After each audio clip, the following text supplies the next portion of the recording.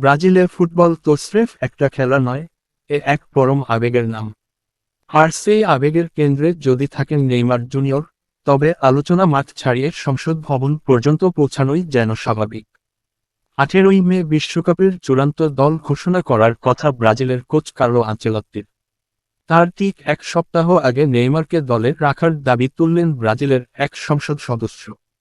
ব্রাজিলীয় federal deputy Helio Lopez সরাসরি চিঠি পাঠিয়েছেন দেশটির ফুটবল কনফেডারেশনে, সিবিএফ। 3 পাতার সেই চিঠিতে তার দাবি, বিশ্বকাপের সান্তোস তারকা নেইমারকে দলে রাখা হোক। নিজের সোশ্যাল মিডিয়ায় এই চিঠির কথা জানিয়ে লোপেস লিখেছেন, নেইমার কেবল একজন খেলোয়াড় নন, তিনি সৃজনশীলতা আর লাখো ভক্তের আশার প্রতীক। লোপেস অবশ্য চিঠিতে বিনয়ের সঙ্গেই জানিয়েছেন, দলের সিদ্ধান্তে হস্তক্ষেপ করা তার উদ্দেশ্য নয়। কিন্তু তিনি মনে করেন, নেইমারকে দলে চাওয়াটা কোটি কোটি ব্রাজিলিয়ানের প্রাণের দাবি। নেইমার বর্তমানে খেলছেন তার শৈশবের ক্লাব সান্তোসে। কিন্তু 2013 সালের সেই চনমনে নেইমার আর 2026 এর নেইমারের মধ্যে বিস্তর ফারাক। 2023 সালের অক্টোবরে বা হাঁটুর সেই মারাত্মক চোটের পর থেকে জাতীয় দলের জার্সিতে তাকে আর দেখা যায়নি। মজার ব্যাপার হলো, নেইমারকে নিয়ে ব্রাজিলের সাধারণ মানুষের আবেগ এখন অনেকটা রাজনৈতিক মেরুকরণে বিভক্ত।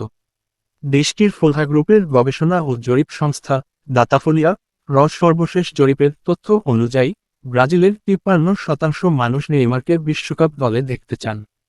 তবে সাবেক প্রেসিডেন্ট জয়ের বলসোনারোর সমর্থকদের মধ্যে এই হার 62%, যেখানে বর্তমান প্রেসিডেন্ট লুলার সমর্থকদের মধ্যে তা 46%। প্রসঙ্গত, জানিয়ে রাখা ভালো, 2022 সালে সাবেক প্রেসিডেন্ট জয়ের বলসোনারোর প্রতি প্রকাশ্য সমর্থন জানিয়েছিলেন নেইমার। নেইমার অবশ্য বিশ্বকাপের জন্য ব্রাজিলের চূড়ান্ত দলে জায়গা করে নেওয়ার পথে এক ধাপ এগিয়েছেন।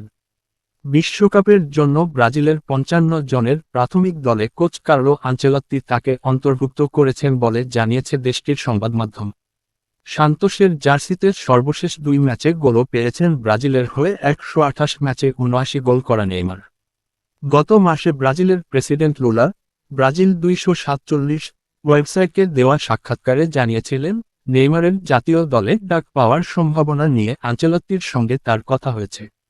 লুলা তখন বলেছিলেন, আমার আনচেলত্তির সঙ্গে কথা বলার সুযোগ হয়েছিল। তখন আনচেলত্তি আমাকে জিজ্ঞাসা করেন, আপনার কি মনে হয় নেইমারকে দলে ডাকা উচিত?